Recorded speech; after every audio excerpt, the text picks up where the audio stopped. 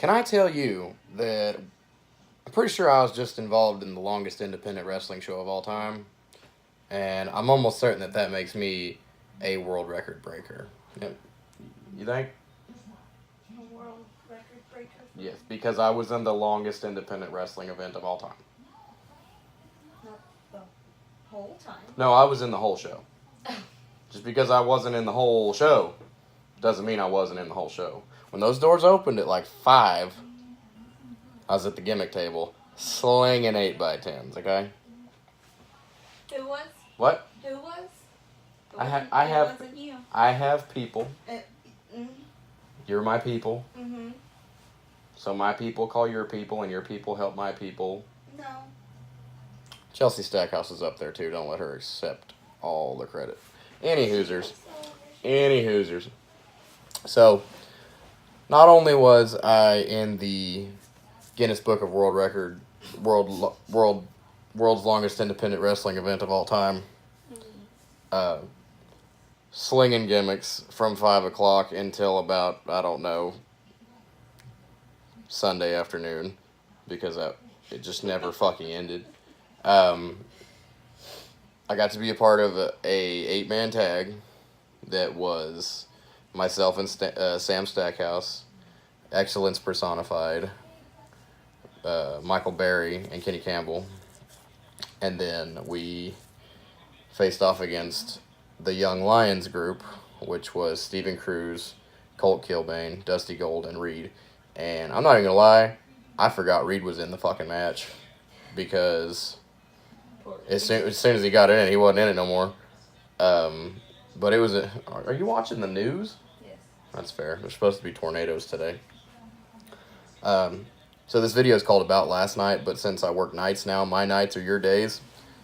So this is my last night, even though it's not your last night. So I'm about a day and a half behind on everything.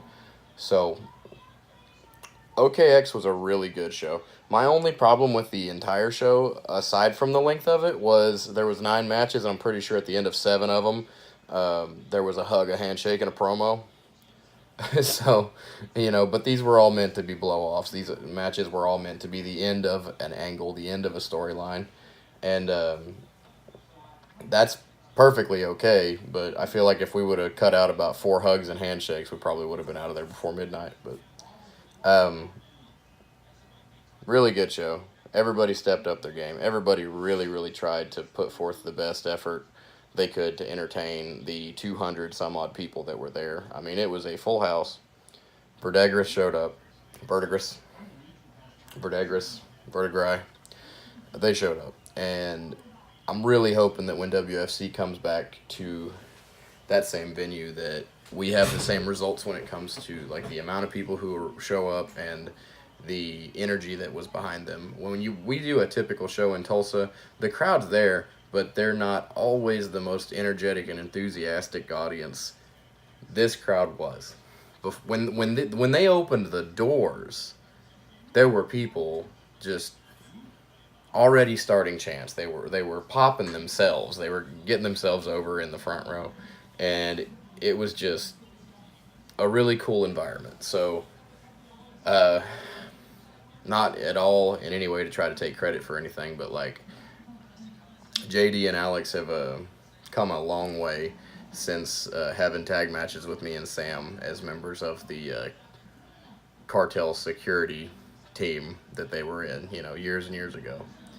They're still both very new to the business, but they're doing everything they can to try and put on the best show and try to entertain the people in a way that a lot of people have tried and failed to do. We have talked about a super show with all the top talents from all over the state for years. I mean, when I was training at 14 years old, there were people trying to get this thing together, but they said, oh, Johnny Z will never come work with Travis and Rick Garrett, and oh, Jerry Bostic would never be in the same locker room as this guy, and Ray Martinez just fucking hates everybody. Well, not everybody showed up, but everybody who's still active and full-time and gives a shit, put out the effort. I mean, you look at those card results, there's representation from all over the state. All over it. I mean, people showed up that you would have never expected to see walk into a wrestling arena or ring ever again.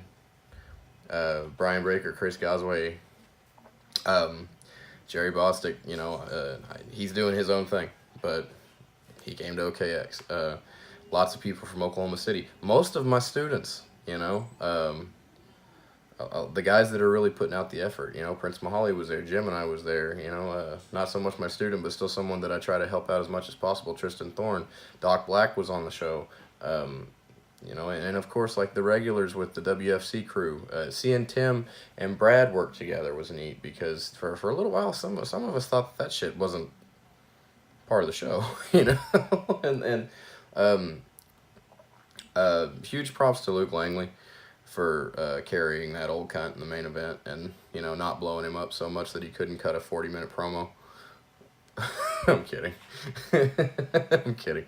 No, it was kind of funny when the card itself had ended, the show was over. You saw about 40 guys go break curtain to listen to John cut his promo, and I just saw Luke standing out in the alley catching his wind. I went back there and I shook his hand and I said, you did a really good job out there. I hope somebody else tells you that besides me. So I hope to God that just as many people who jerked off John Cross found their way to Luke Langley and gave him a good tug because he deserved one. And that was a good main event. It was a very long main event. My opinion, you can accomplish just as much in 20 minutes as you can in 45, but did not affect the match in a negative way whatsoever. I made a joke halfway through it that they had 5 more falsies before they'd be done, and I'm pretty sure I was close. I think there was 3 or 4 more, so that was a very long fucking match. But when you only have the intentions of doing one, which John said he was only planning on having one more, which I always call bullshit on shit like that. But you get your shit in. Take the time to get your shit in and perform everything that you can, or perform every way that you can to entertain the people. Because if they're gonna sit there for 6 or 7 hours to wait on you, you get your ass out there and you give them their fucking time and their money's worth, and that's exactly what those 2 guys did. So props to them. Back to get on to Alex and JD, they did an excellent job of putting things together. They paid everybody. They made sure that everybody, got their time and did what they wanted to do, and they made sure that everybody had the chance to get themselves over in their own way. And that amount of creative freedom is what the independent scene needs because it helps make a better product. And I saw a whole lot of good shit. And I'm hoping that whenever they do try to produce some sort of like DVD or documentary or whatever the fuck it is, that they sit back, they watch it in its entirety, and they appreciate what they accomplished because they did something that no one else ever has and probably never will do again. Because for fuck's sake, if there is another OKX show, I hope that it's about half as fucking long. 6 matches, and if that means I have to take a seat and watch the show rather than being on it, so be it. Because, when there's an audience that wants to be, entertained every single Saturday, you have to remember that there's another Saturday to consider. So hopefully, when they do start thinking about that next Saturday for OKX, if there is another one, because you fucking know how these things work, that they will keep those things in mind.